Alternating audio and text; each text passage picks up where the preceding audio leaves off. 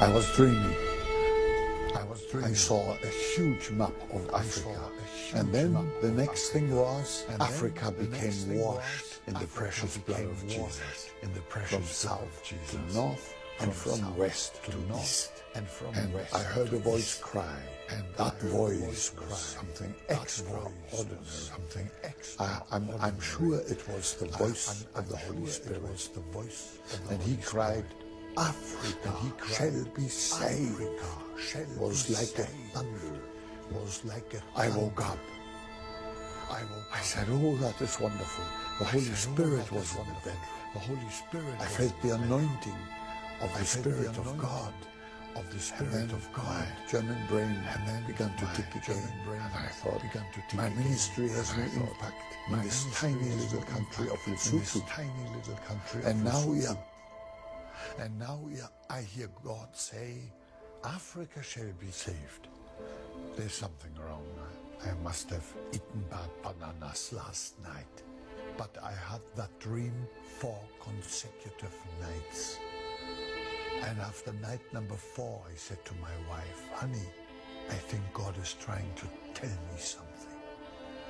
The mission board of the Felberter Mission, to which I belonged, came to investigate the whole situation. And I thought they were pleased that I was doing so well. But then he took me aside and he said, you cannot go on doing this. The printing press, all my evangelistic developments, they wanted to stop. I was just to be a missionary like their other missionaries. They didn't want anyone to fry an extra sausage. You had to stick to the rules, be like everybody else. And now I was pregnant, kind of pregnant, with that vision of bringing the gospel of salvation to the whole continent of Africa. So I was now somehow in a dead-end road. I didn't want to offend my German superiors, but I didn't want to offend God. And then I decided to go and hire a room in a hotel right there at the border of Lesotho. And I thought, I'm going to pray here until God has spoken to me. I fell on my knees at the bedside there, and I said, Lord, for the sake of peace, please allow me to agree with my German brothers. And I prayed, and I prayed, and I prayed, and I prayed. And then the Lord spoke words that made me shake like a leaf in the wind.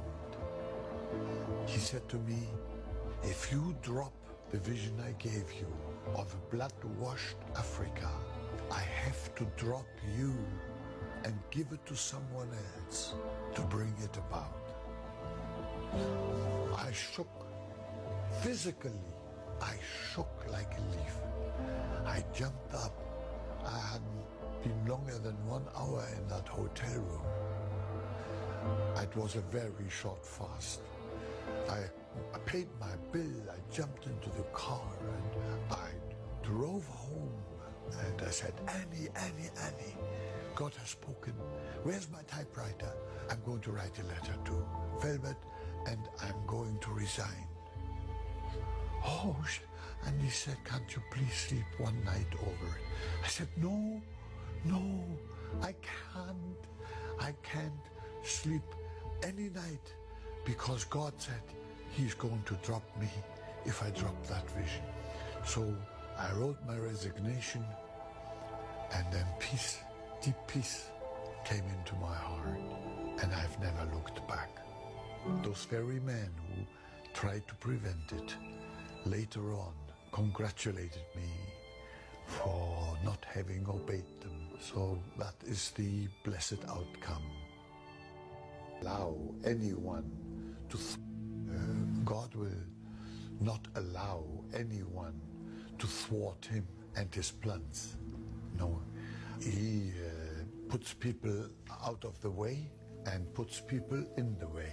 But those who are willing to go that way, I felt God could overnight raise anyone else to do that job.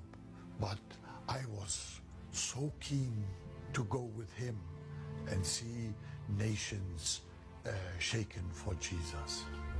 Before we had the big tent, which sat 34,000 people, we had one that was sitting about 10,000 people. It was the so-called 10,000-seater.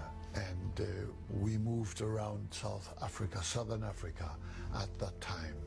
And so I came to the Transkei, and while we were in the midst of our gospel crusade there, I heard that a very famous African evangelist was just about 50 kilometers away.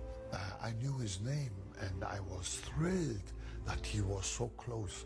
So the next day I drove all the way to that other tent, and it was not the man there I had expected, not that great African evangelist, but one of his deputies. But we talked, and he said the big man of God in 1972 decided to drop his crusade ministry on a large scale. I listened and listened and listened, and suddenly I remembered it was in 1972 that God gave me the vision of a blood-washed Africa that shook me to the core. In those days, I had not even known that great man, unbeknown to me, already put in a replacement.